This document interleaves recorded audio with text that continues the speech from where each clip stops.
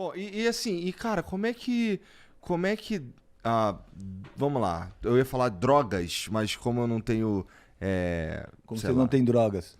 como eu não tenho drogas, mas assim, vamos lá, vamos falar do THC que já falamos várias vezes, e THC é o que está mais perto aí de haver um debate para que haja, Sim, não perfeito. sei se é o THC, bom, tudo bem. Com a existência, vamos lá, o uso do THC, é, ele é muito prejudicial para o cérebro? Sim e não. Sim e não. Bom, primeira Não, coisa.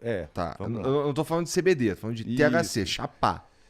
Cara, bom, eu diria o seguinte, que o THC ele vai prejudicar uma série de funções do cérebro, né? Pelo menos enquanto ele estiver em atividade. Por exemplo, memória operacional vai pro saco, Aham. certo? Você tá, O que é eu tô aqui memória operacional? Só pro pessoal? Memória operacional é um procedimento do córtex pré-frontal onde ele pega as informações, ele organiza elas e bota elas em operação, né? Então, por exemplo, isso que eu estou falando para vocês, o meu cérebro agora está catando as informações lá, está organizando elas numa sequência, ele armazena por um tempo até eu falar elas. E até eu depois já mandar, era. E depois ele já manda, certo?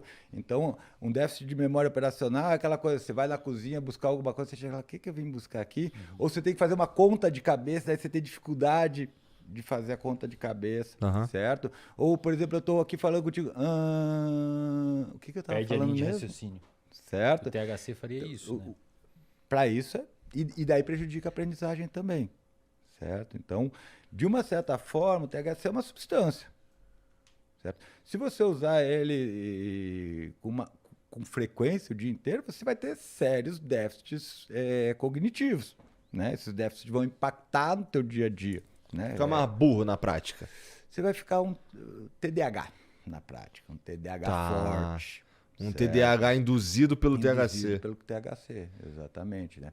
Mas Como vamos lá, um cara que fuma 3 baseado por dia ao longo de 5 anos, aí ele para.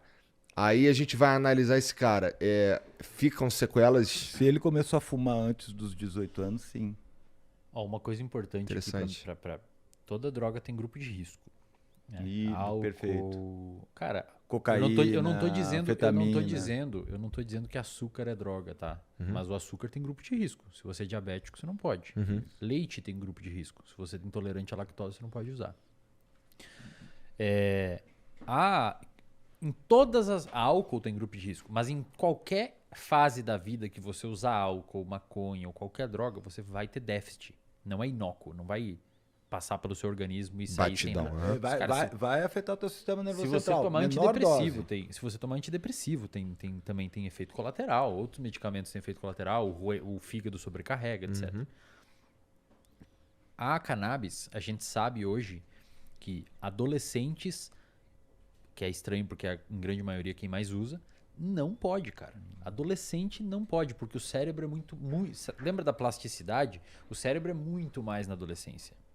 O cérebro deixa de ser muito plástico por volta dos 25 anos.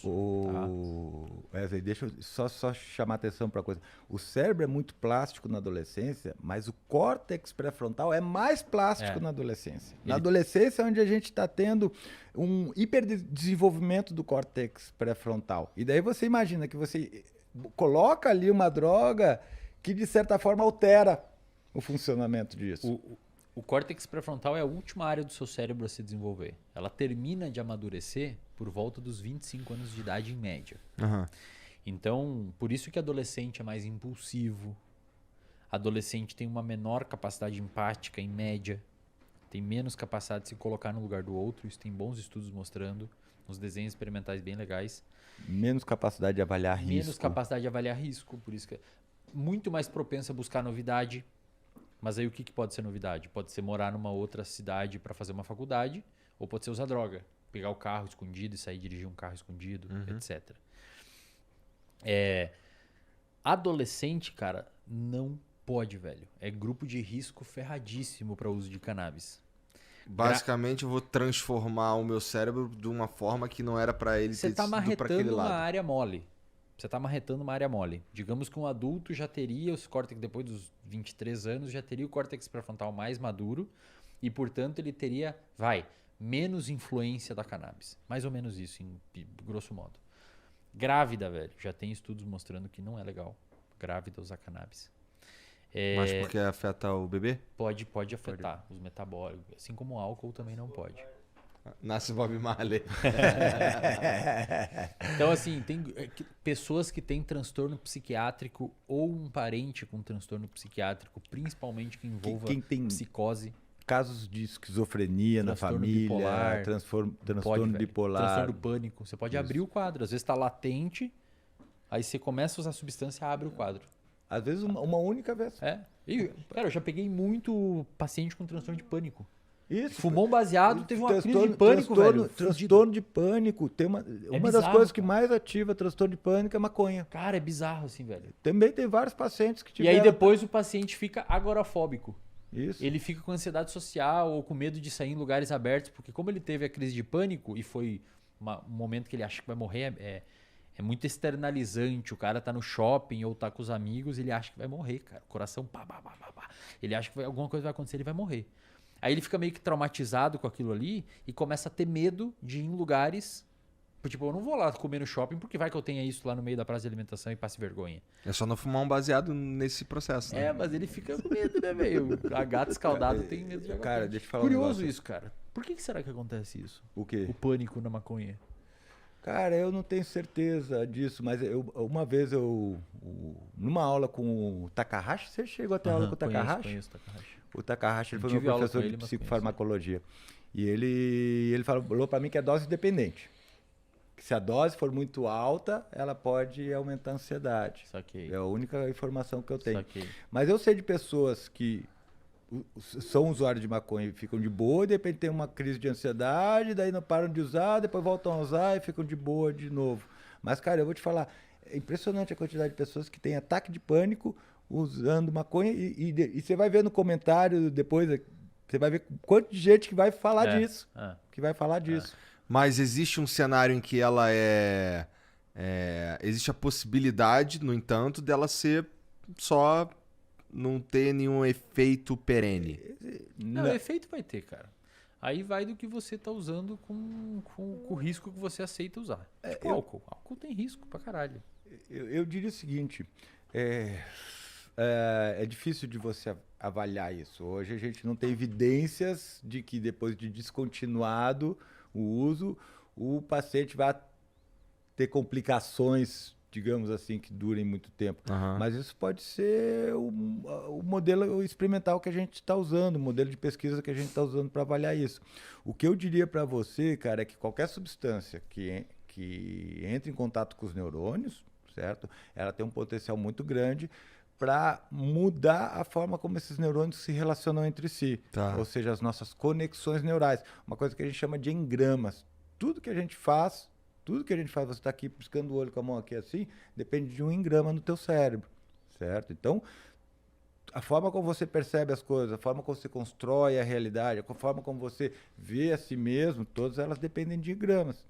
Essas substâncias vão alterar esses engramas. E olha que louco, cara. O CBD, ele...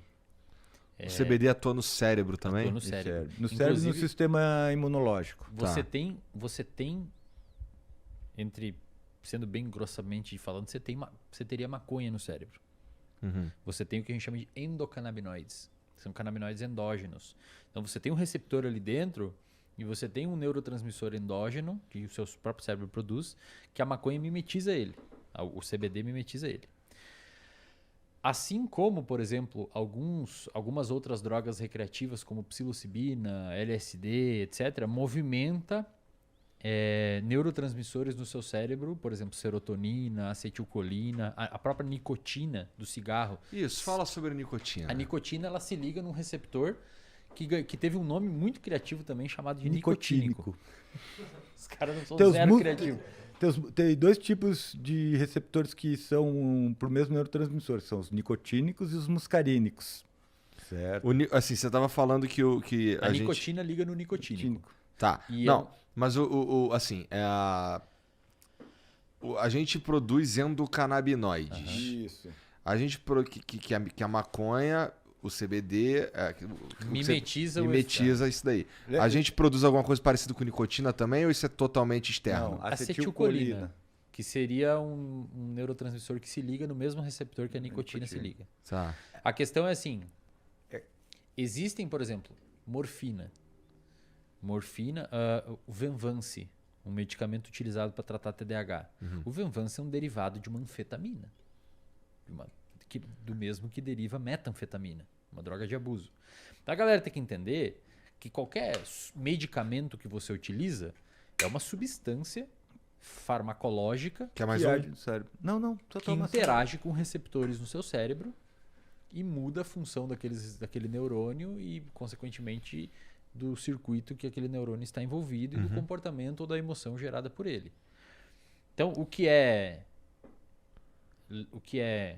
de abuso e o que não é, por exemplo, benzodiazepínico, que é um medicamento usado para tratar ansiedade, por exemplo, ou medicamentos para dormir, tipo Rivotril, eles também causam dependência. O Zolpidem é maneiro. Zolpidem, exato. Zolpidem é legal. Ele tem uma mamadeira de Zolpidem do lado da cama. Ele tem um baldinho Eu de parei. Zolpidem, Nossa, me receitaram o Zolpidem, só que eu descobri que se eu vencer o sono que o Zolpidem me dá, eu fico loucão. Já deu a dica, agora vai aumentar o consumo de Zolpidem. A galera vai tomar Zolpidem com café. Zolpidem com Red Bull. Não, eu tive uma experiência com o Zolpidem. Primeiro que o Zolpidem me deixa relaxadão. Tu fica, caralho, nossa, tô relaxadão, pá, não sei o quê. Você tomava de 12 ou de 5? Não lembro. Não vou lembrar. E eu lembro de eu estar no computador aqui assim, e eu tinha uma... E assim... Como é que você toma Zolpidem e vai pro computador, cara? Já tá tudo errado, né? Você toma Zolpidem na cama, porra. E aí, vai dormir. E aí as letras ficavam em 3D, mané. Eu olhava jogando essa caixa de charuto na cara dele, velho. Os caras tomam Zolpidem e imagina o seguinte, o Dota, Zolpidem me respeita. É um indutor do sono. Ou seja, ele tem um perfil farmacológico que ele vai fazer efeito rapidamente. Curta duração, 3 horas mais ou menos. Então você toma, ele é para induzir o sono. Tomar de mim. Tem gente que toma de madrugada. Acorda e toma de madrugada. Aí você tem outros remédios que têm um perfil maior. Mas qual é a vantagem do Zolpidem, né? É que você não acorda de manhã muito bêbado de sono. Né? Por exemplo, alguns benzodiazepínicos acabam impactando o teu sono. Né? Então o que deve acontecer? Você toma, você fica acordado e aí ele começa a diminuir o efeito. Daí ele começa a te deixar doidão. Porra. Certo? O efeito sedativo e hipnótico que ele tinha que ter, ele tá passando. Então você tomou o Zolpidem, você tem que se preparar para dormir. Eu tomou o Zolpidem aqui, deixa eu mexer na guerra. Cara, o cara toma o Zolpidem e vai... Outra coisa importante para falar pra galera... Não façam isso. Tá errado. Pessoal, não façam nada que o Igor tá falando. Não faz nada que o Igor faça, por Não favor. faz nada que eu faça, eu sou o pior exemplo. Ó, uma coisa que é importante pra galera, nenhum medicamento ou substância mimetiza um sono natural.